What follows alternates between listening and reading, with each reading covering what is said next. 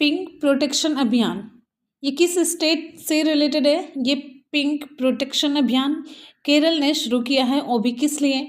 महिला सुरक्षा को बढ़ावा देने के लिए। महिला सुरक्षा के लिए पिंक प्रोटेक्शन अभियान स्टार्ट किया गया। अब यहाँ पर एक और अभियान है, पंख अभियान, जिसका नाम आप लोगों ने सुना होगा। पिंक अभियान ये संबंधित है मध्य प्रदेश से। बहुत इंपॉर्टेंट क्वेश्चन है, बहुत ही ज़्यादा।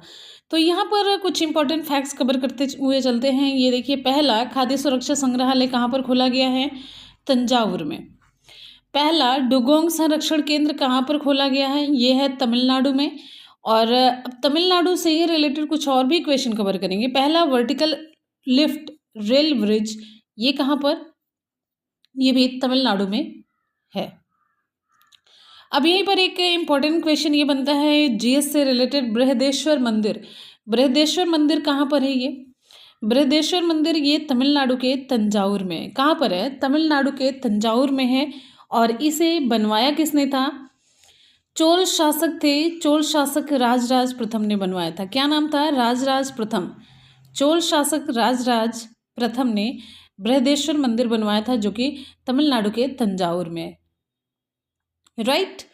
चलिए भाई आगे बढ़ते हैं। हमारा अगला क्वेश्चन है प्रधानमंत्री ने मेजर ध्यानचंद खेल विश्वविद्यालय की आधारशिला कहाँ पर रखी? आपसे क्वेश्चन पूछा जाएगा, प्रधानमंत्री ने मेजर ध्यानचंद खेल विश्वविद्यालय की आधारशिला रखी कहाँ पर है? तो उत्तर प्रदेश के मेरठ में रखी है। एक जिला है उत्तर प्रदेश का, मेरठ है। और आपको यहाँ पर कुछ इंपॉर्टेंट फैक्ट्स भी बताते हुए चलते हैं। देखिए, खेल से रिलेटेड ये देखिए, राष्ट्रीय खेल विश्वविद्यालय, राष्ट्रीय खेल विश्वविद्यालय ये कहाँ पर है? मणिपुर में। भारत का एक राज्य है। राष्ट्रीय समुद्री संग्रहालय कहाँ पर है? राष्ट्रीय समुद्री संग्रहालय गुजरात के लोथल में है। क्लियर है? ध्यान दीजिएगा। और सबसे इंपॉर्टेंट क्वेश्चन यहाँ पर बनता है, उत्तर प्रदेश का पहला आयुष विश्वविद्यालय कहाँ पर खोला गया? उत्तर प्रदेश का पहला आयुष विश्वविद्यालय कहाँ पर खोला गया? उत्तर आपका यहाँ पर सही हो जाएगा, गोरखपुर में। सही जवाब होगा गोरखपुर। अगला प्रश्न देखिए ध्यान से, सारे क्वेश्चन बहुत इंपॉर्टेंट है। एक बार जितने भी स्टूडेंट वीडियो को देख रहे हैं, फटाफट से दिल से वीडियो को लाइक और शेयर करेंगे अगर आपको क्लास पसंद आ रही है तो यहाँ पर देखेंगे, पहला ट्रांसजेंडर विश्वविद्यालय कहाँ पर खोला गया? कुशीनगर में। उत्तर प्रदेश के कुशीनगर में ये खोला गया पहला ट्रांसजेंडर विश्वविद्यालय, बड़ा इंपॉर्टेंट है। और आगे देखेंगे, पहला रेल विश्वविद्यालय कहाँ पर खोला गया? पहला रेल विश्वविद्यालय कहाँ पर खोला गया? तो पहला रेल विश्वविद्यालय गुजरात के बड़ोदरा में। अब यहीं पर आप बताइए, पशु युद्ध स्मारक कहाँ पर है? पशु युद्ध स्मारक उत्तर प्रदेश के मेरठ में है। ठीक है, चलिए अब यहाँ पर आप देखिए, भारत का सबसे प्राचीन विश्वविद्यालय कौन सा है? भारत का सबसे प्राचीन विश्वविद्यालय कौन सा है? तो ये है तक्षशिला विश्वविद्यालय। क्या है? तक्षशिला विश्वविद्यालय। अब यहीं पर आप देखते चलेंगे, नालंदा विश्वविद्यालय, तक्षशिला, दोनों का नाम आप लोगों ने सुना है। तो नालंदा विश्वविद्यालय की स्थापना किसके द्वारा की गई? नालंदा विश्वविद्यालय की स्थापना किसके द्वारा की गई? कुमारगुप्त के द्वारा। अब यहीं पर एक और अच्छा सा विश्वविद्यालय है जिसका नाम है अलीगढ़ मुस्लिम विश्वविद्यालय। ठीक है, अलीगढ़ मुस्लिम विश्वविद्यालय की स्थापना किसने की? सर सैयद अहमद खान ने की थी। और कब की थी? 1920 में।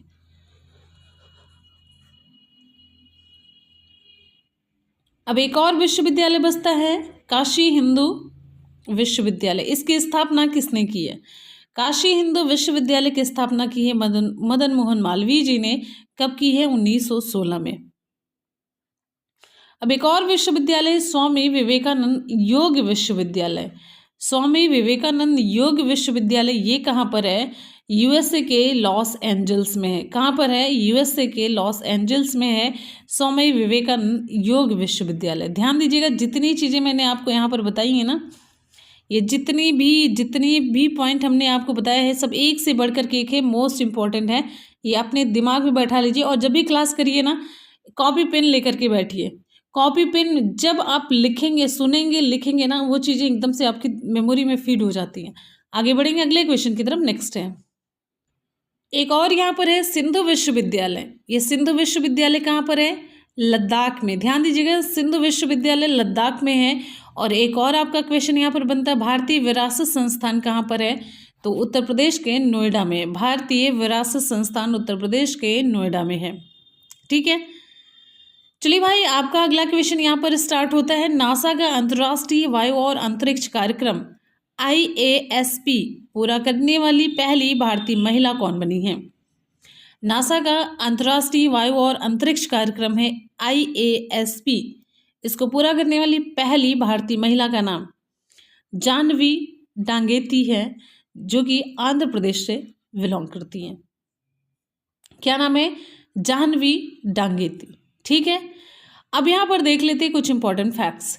IASP ये कैनेडी स्पेस सेंटर है। इसमें अंतरिक्ष यात्रियों को ट्रेनिंग दी जाती है। तो IASP क्या है? ये कैनेडी स्पेस सेंटर है, इसमें अंतरिक्ष यात्रियों को ट्रेनिंग दी जाती है। तो IASP पूरा करने वाली पहली भारतीय महिला बनी जाह्नवी डांगेती। ठीक है, और यहाँ पर आपको बताते चलते कुछ और भी इम्पोर्टेंट चीज़ें। जो भव्या लाल है, ये नासा की कार्यवाहक प्रमुख रह चुकी हैं, ये भी इंडियन। और संतोष जॉर्ज भारत के पहले अंतरिक्ष पर्यटक हैं। बात करेंगे यहाँ पर क्रिस्टीना कोच की। क्रिस्टीना कोच अंतरिक्ष में, बड़ा इंपॉर्टेंट फैक्ट इनसे रिलेटेड है, अंतरिक्ष में 328 दिन लगातार रहने वाली, यानी कि सबसे ज़्यादा समय तक रहने वाली महिला का खिताब इनके नाम है। अंतरिक्ष में सबसे ज़्यादा समय तक रहने वाली पहली महिला कौन है? Christina Koch. कितने दिन रही हैं? 328 दिन। इनसे रिलेटेड एक इंपॉर्टेंट क्वेश्चन ये बनता है। चलिए आगे चलते हैं, आगे देख लेते हैं। अंतरिक्ष में जाने वाले पहले व्यक्ति कौन है? अंतरिक्ष में जाने वाले पहले व्यक्ति आपको बताना है, ये है यूरी गागरिन, रूस से संबंधित। अच्छा, यहाँ पर आप बताएंगे अंतरिक्ष में जाने वाले सबसे बुजुर्ग व्यक्ति जो कि 90 साल के थे, उनका नाम आपको बताना है। ये क्वेश्चन आपके लिए है। अंतरिक्ष में जाने वाले सबसे बुजुर्ग व्यक्ति का नाम आप लोगों को नीचे कमेंट सेक्शन में बताना है। ऐसे ही हम जब पूरी क्लास कराएंगे, बीच बीच में 1-2 क्वेश्चन आप लोगों से ज़रूर पूछेंगे, वो SW के तौर पर, या फिर आप ये कह सकते हैं आपकी नॉलेज चेक करने के तौर पर। ठीक है, चलिए हम आगे बढ़ते हैं अगले क्वेश्चन की तरफ। पाकिस्तान सुप्रीम कोर्ट, अगला क्वेश्चन हमारा है। क्वेश्चन है, पाकिस्तान सुप्रीम कोर्ट की पहली महिला न्यायाधीश कौन बनी है? Pakistan supreme court, Pakistan supreme court की पहली महिला न्यायाधीश का नाम है आयशा मलिक। ठीक है, इन्होंने, आयशा मलिक ने चुनाव में संपत्ति की घोषणा का निर्णय दिया। चुनाव में संपत्ति की घोषणा का निर्णय किसके द्वारा दिया गया? आयशा मलिक के द्वारा। अच्छा, अब आगे यहाँ पर कुछ इंपॉर्टेंट क्वेश्चन ये कवर कर लेते हैं। भारत के सुप्रीम कोर्ट की पहली महिला न्यायाधीश कौन बनी है? भारत के सुप्रीम कोर्ट की पहली महिला न्यायाधीश फातिमा बीबी बहुत पहले बन चुकी हैं। ठीक है, प्रेजेंट टाइम में सुप्रीम कोर्ट में 4 महिला न्यायाधीश हैं, जिनका क्या क्या नाम है? सुप्रीम कोर्ट में 4 महिला न्यायाधीश जिनका नाम है, पहला इंदिरा बनर्जी, दूसरा हेमा कोहली, तीसरा वेला त्रिवेदी, चौथा VV नागरत्ना। और इनमें से हेमा कोहली, वेला त्रिवेदी, इन सभी की नियुक्ति 2021 में हुई है। ठीक है, सुप्रीम कोर्ट में 4 महिला न्यायाधीश। अब आगे यहाँ पर हम कुछ इंपॉर्टेंट फैक्ट कवर कर लेते हैं पाकिस्तान से रिलेटेड। नहरों का देश किसे कहा जाता है? नहरों का देश ये कहा जाता है पाकिस्तान को। नहरों का देश किसे कहा जाता है? पाकिस्तान को। FATF की जो ग्रे लिस्ट में शामिल है वो पाकिस्तान भी एक है। और इसमें शामिल वैसे देश कौन कौन से हैं? पाकिस्तान है, तुर्की है, माली है, जॉर्डन है। पाकिस्तान ग्रे लिस्ट में शामिल है, आतंकवाद से रिलेटेड है, मतलब ये आतंकवाद की कैटेगरी में है। अब यहाँ पर देखेंगे जो ग्वादर बंदरगाह है वो कहाँ पर है? ग्वादर बंदरगाह ये पाकिस्तान में है, और ये इसका साथी देश बनवाया है चीन। और ऑपरेशन ट्राइडेंट, ये त्रिशूल, ये किससे संबंधित है? देखिए, 4 दिसंबर 1971 में भारतीय नौसेना के द्वारा कराची बंदरगाह को ध्वस्त किया गया था। तो ये जो ऑपरेशन है, ये जब भारतीय नौसेना ने कराची बंदरगाह को ध्वस्त किया था, ये उसी से रिलेटेड है। ठीक है, चलिए अब यहाँ पर हम कुछ इंपॉर्टेंट और फैक्ट की बात करेंगे। CPEC के बारे में आप लोगों ने सुना होगा, चीन Pakistan economic corridor. Tapi gas line, जो तापी गैस पाइपलाइन परियोजना है, तापी, देखिए TAPI, T से तुर्कमेनिस्तान, A से अफगानिस्तान, P से पाकिस्तान, I से इंडिया। तो ये इसमें इतने देश शामिल हैं तापी गैस पाइपलाइन परियोजना से, तुर्कमेनिस्तान, अफगानिस्तान, पाकिस्तान और इंडिया। चलिए आगे बढ़ते हैं अगले क्वेश्चन की तरफ। नेक्स्ट है हमारा बड़ा इंपॉर्टेंट क्वेश्चन नियुक्ति से रिलेटेड। ओपेक के नए महासचिव कौन नियुक्त किए गए? ओपेक के नए महासचिव हैथम अल घिस, ये कहाँ के हैं? कुवैत के। अब यहाँ पर बात करेंगे हैथम अल घिस, ये हैं ओपेक के नए महासचिव। अब ओपेक की स्थापना कब हुई है उससे पहले जानेंगे ओपेक का फुल फॉर्म क्या है। ओ से ऑर्गेनाइजेशन, पी से पेट्रोलियम, ई से एक्सपोर्टिंग, सी से कंट्री। तो organisation of petroleum exporting countries, मतलब पेट्रोलियम एक्सपोर्ट करने वाली कंट्रियों का एक संगठन है, कंट्रीज का एक संगठन है, देशों का, ठीक है। तो इसकी स्थापना कब हुई है? इसकी स्थापना हुई है 1960 में। कब हुई है? 1960 में। और इसका मुख्यालय कहाँ पर है? ऑस्ट्रिया के वियना में। कहाँ पर है इसका मुख्यालय? कहाँ पर है? ऑस्ट्रिया के वियना में इसका मुख्यालय है। अच्छा, यहाँ पर फुल फॉर्म तो लिखा है organisation of petroleum exporting country, ठीक है। चलिए अब आगे देखेंगे, ये जो वियना है ना, ये किस नदी के किनारे स्थित है? क्वेश्चन पूछा गया है। वियना डेन्यूब नदी के किनारे स्थित है, राइट। चलिए नेक्स्ट क्वेश्चन पर बढ़ेंगे, या फिर यहाँ पर देख लेते कुछ पहले और इम्पोर्टेंट क्वेश्चंस। यहाँ पर अगर हम बात करते हैं ओपेक में, ओपेक का गैर खाड़ी सदस्य देश कौन सा है? ओपेक में जितने सदस्य देश हैं सभी खाड़ी देश हैं, तो एक गैर खाड़ी देश है, वो कौन सा है? वेनेजुएला है। बात करेंगे वेनेजुएला की, तो यहाँ पर जीएस से रिलेटेड बहुत सारे क्वेश्चन हमने आपको कराए हैं। वेनेजुएला से रिलेटेड पहला इंपॉर्टेंट क्वेश्चन बनता है, जो लानोस घास का मैदान है वो कहाँ पर है? लानोस घास का मैदान वो है वेनेजुएला में। और एंजल जलप्रपात, जो कि आपको हम खूब करवाते रहते हैं, ये भी सारे क्वेश्चन आपने किए हैं, आप ध्यान से देखेंगे तो। एंजल जलप्रपात ये कहाँ पर है? कोरोनी नदी पर, कोरोनी नदी पर है, कोरोनी नदी जो कि वेनेजुएला में। एंजल जलप्रपात किस पर बनाया गया है? एंजल जलप्रपात कोरोनी नदी पर, ठीक है। ओपेक का फाउंडर मेंबर सऊदी अरब भी है, जिसमें इसका बड़ा इंपॉर्टेंट रोल होता है ओपेक में, सऊदी अरब का। तो सऊदी अरब में सबसे इम्पोर्टेंट तो यहाँ पर मरुस्थल बहुत ज़्यादा है। तो ये देखिए रब अल खाली मरुस्थल, ये कहाँ पर है? रब अल खाली मरुस्थल, ये है सऊदी अरब में। अगला यहाँ पर देखेंगे अल नेफूद मरुस्थल कहाँ पर है? अल नेफूद मरुस्थल ये कहाँ पर है?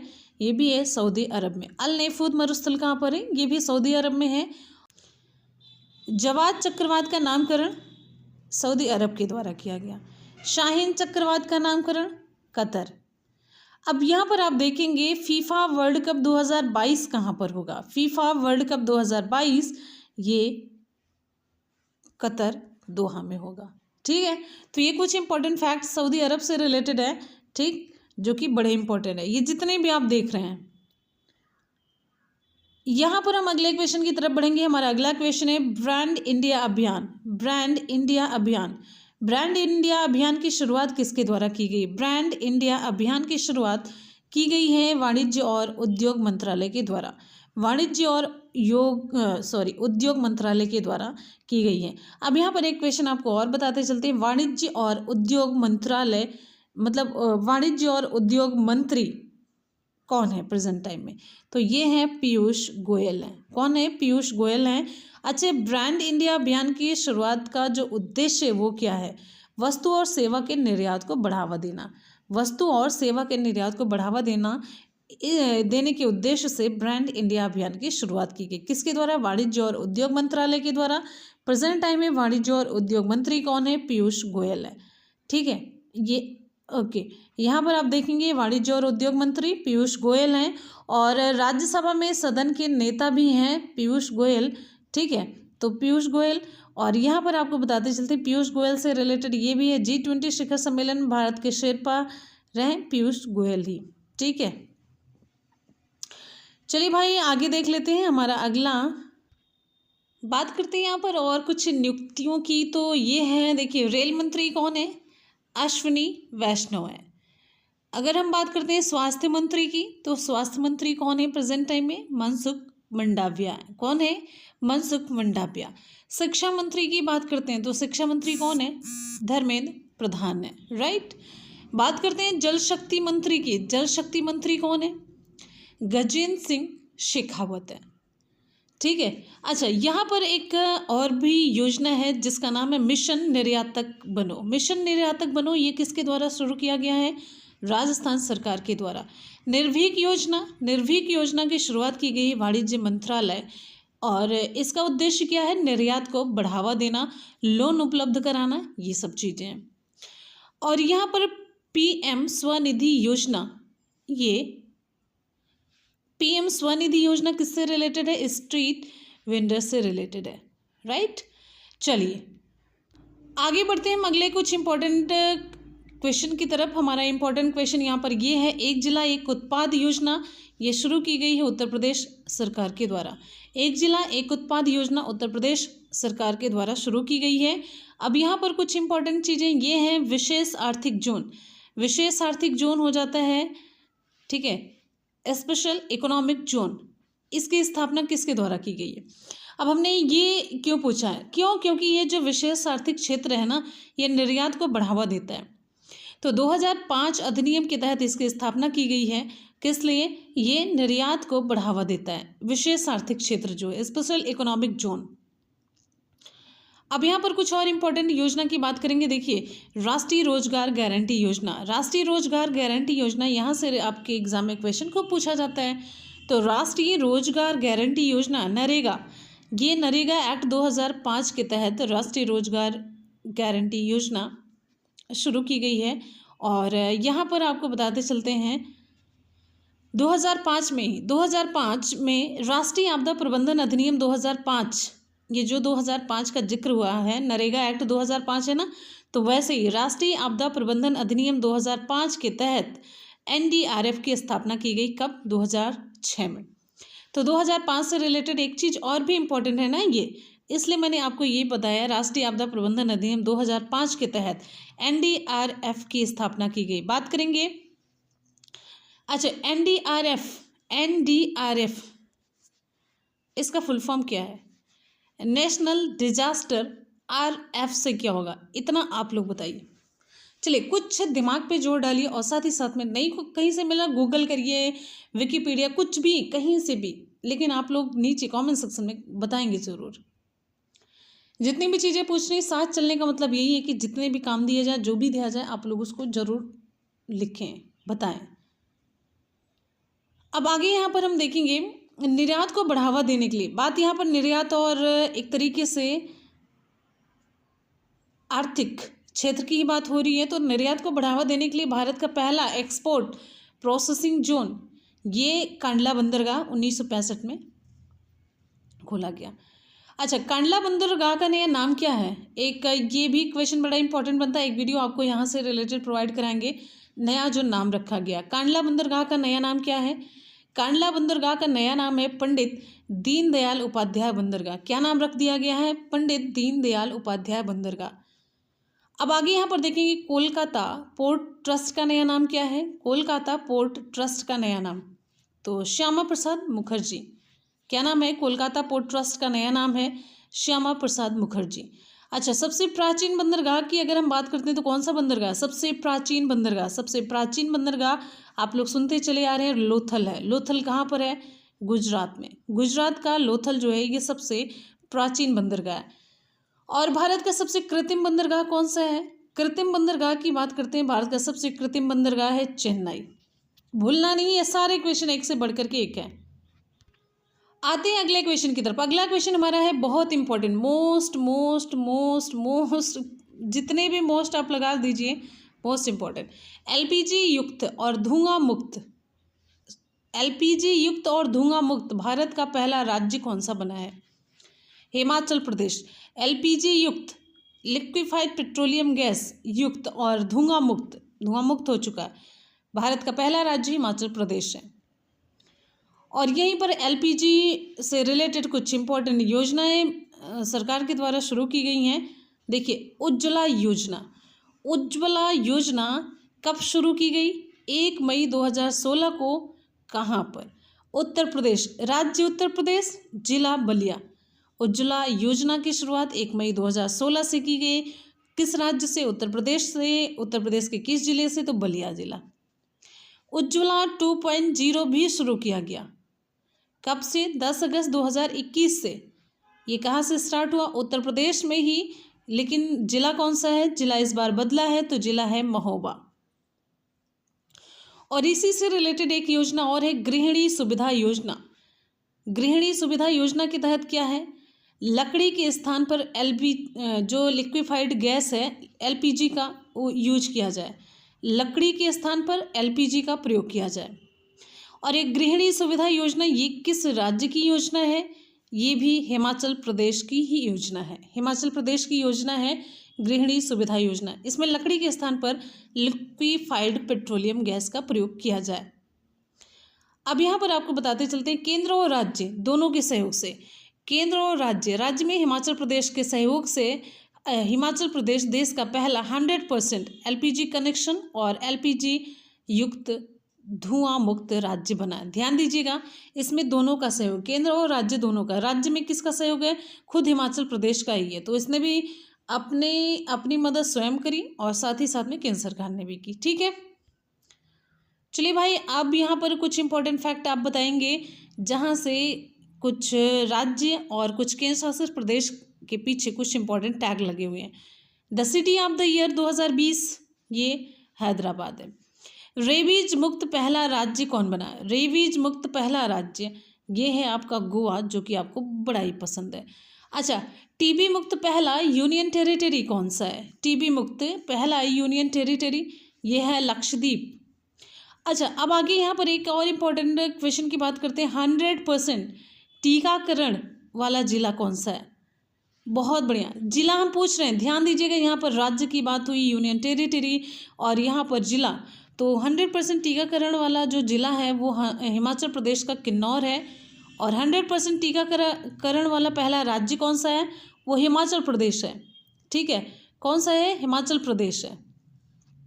करेक्ट, हिमाचल प्रदेश 100% टीकाकरण वाला पहला राज्य बना। तो इसका एक जिला भी है किन्नौर, जो कि 100% टीकाकरण वाला जिला भी बन गया। तो ये दोनों कंफ्यूज नहीं होना आपको। अब यहाँ पर बात करेंगे 100%, ये तो हमने राज्य देख लिया, अब केंद्र शासित प्रदेश देखेंगे। 100% टीकाकरण वाला पहला जो केंद्र शासित प्रदेश है वो है अंडमान निकोबार। बात समझ आई? चलिए, तो फ्रेंड्स, यहाँ पर आज की हमारी क्लास हो जाती कंप्लीट। क्वेश्चन आगे आपको स्क्रीन पर देखने को मिलेगा और फटाफट से आप लोग उसके रिप्लाई करेंगे नीचे कमेंट बॉक्स में।